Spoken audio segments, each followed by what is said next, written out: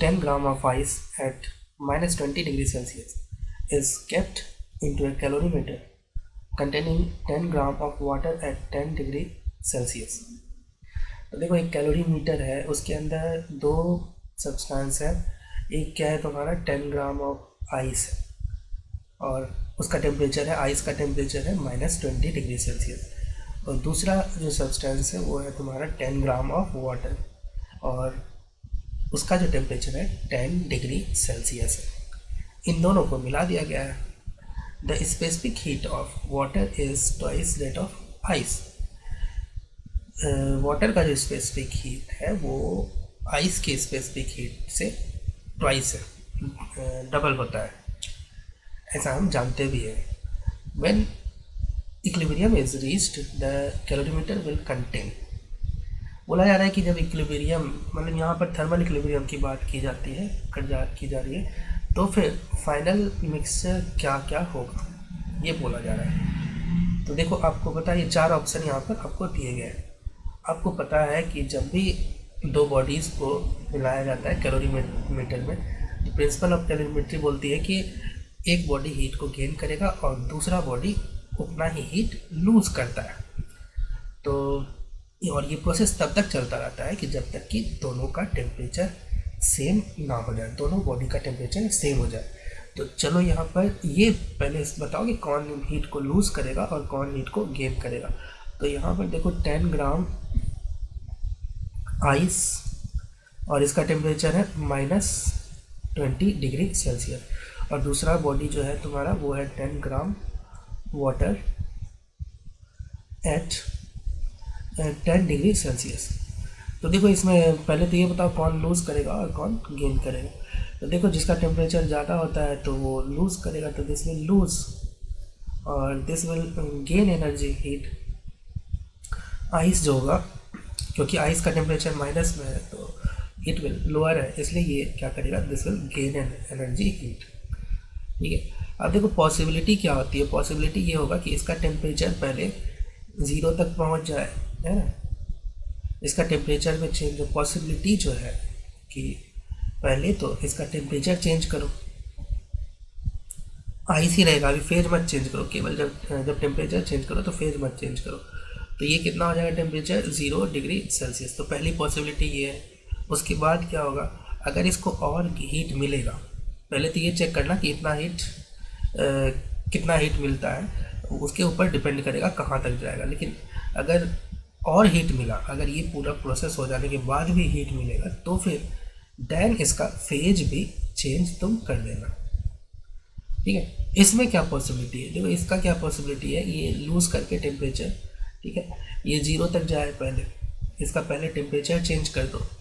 Temperature कहाँ तक change करोगे, तो पहले जो टेम्परेचर चेंज करोगे वाटर एट 0 डिग्री सेल्सियस, मतलब आइस तक पहुंच जाए, आइस तक के स्टेज की। इसके बाद जो है ये वाटर अब और अगर हीट लूज़ किया, ठीक है, थोड़ा हीट लूज़ करेगा तो यहाँ तक पहुँचेगा, और ज़्यादा हीट लूज़ करेगा तो इसके भी फेज में चेंज होगा और ये फ्रीज होना शुरू हो जाएगा। और यहाँ ये जो होगा मतलब वाटर जो है फेज में अगर चेंज होगा, ठीक है, अगर और हीट लूज़ करेगा तो फिर ये फ्रीज होगा। आइस के केस में क्या था, आइस के केस में फेज अगर चेंज होगा तो ये मेल्ट होना शुरू होता। तो देखते हैं कि कहाँ तक ये प्रोसेस जाता है। इसको बोल दो Q1 हीट और इसको बोल दो Q2 हीट। पहले Q1 और Q2 कैलकुलेट करो। तो जो Q1 होगा कि देखो टेम्परेचर चेंज किया, टेम्परेचर चेंज में जो फॉर्मूला लगता है वो होता है mc डेल्टा T। तो मास कितना है, तो 10। स्पेसिफिक हीट जो है आइस का कुछ मान लो x, ठीक है, तो इसका स्पेसिफिक हीट कितना मानना पड़ेगा 2x। तुमको यहाँ पर दिया है कि specific heat of water is twice that of ice. तो आइस का तुमने एज्यूम किया है x, है ना, तुमने एज्यूम कर लिया स्पेसिफिक हीट ऑफ आइस, कितना एज्यूम किया x। तो स्पेसिफिक हीट ऑफ वाटर जो लेना होगा वो तुमको लेना होगा 2x, ठीक है। तो दिस इज, तो इसकी वैल्यू रखो। अच्छा, तुमको ये भी पता होना चाहिए कि स्पेस ये x जो होता है, एक्चुअली तुमको अगर डेटा याद हो तो स्पेसिफिक हीट ऑफ आइस जो होता है वो होता है 0.5 कैलोरी पर ग्राम पर डिग्री सेल्सियस, और स्पेसिफिक हीट ऑफ वाटर जो होता है वो होता है 1 कैलोरी पर ग्राम पर डिग्री सेल्सियस। तो देखो यहाँ पर एकदम बिल्कुल सही बताया गया है कि स्पेसिफिक हीट ऑफ आइस को x लो तो ये 2x लेना पड़ेगा।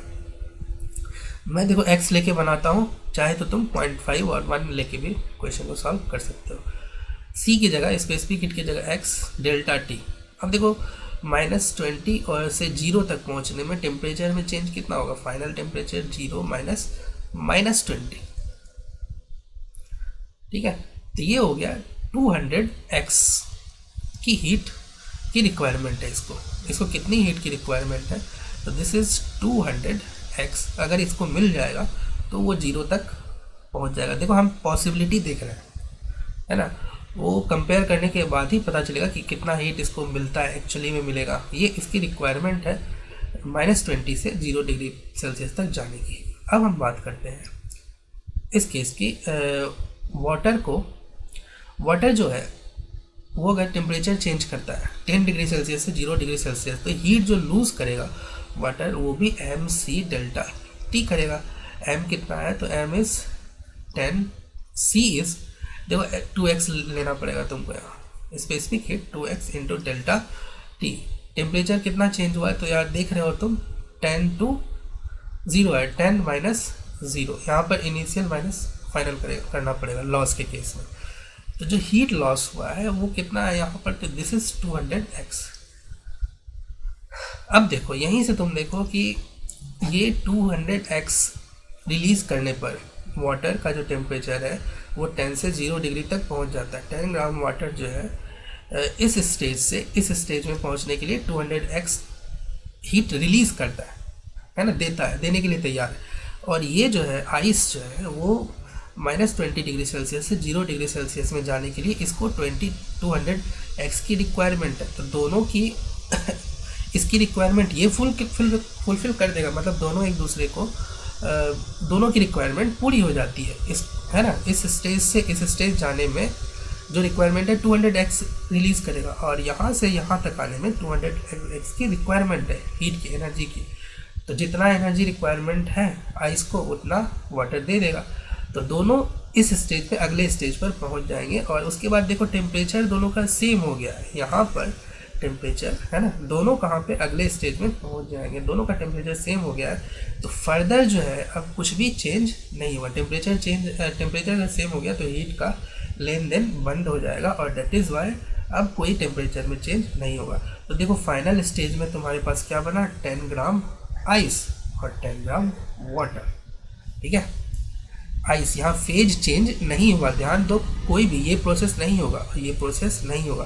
तो फेज चेंज नहीं हुआ है तो इसका मतलब है कि तुम्हारे पास जो रिमेनिंग है, मतलब शुरू में जो था आइस और शुरू में जो वाटर था 10 ग्राम आइस और 10 ग्राम वाटर ही रहेगा, फेज में चेंज ही नहीं हुआ है। तो दैट इज़ वाई इसमें देख लो कौन सा ऑप्शन सही होगा, तो this is third option, C option will be the correct option. ये तुम्हारा सी ऑप्शन करेक्ट ऑप्शन होगा, 10 gram water and 10 gram ice.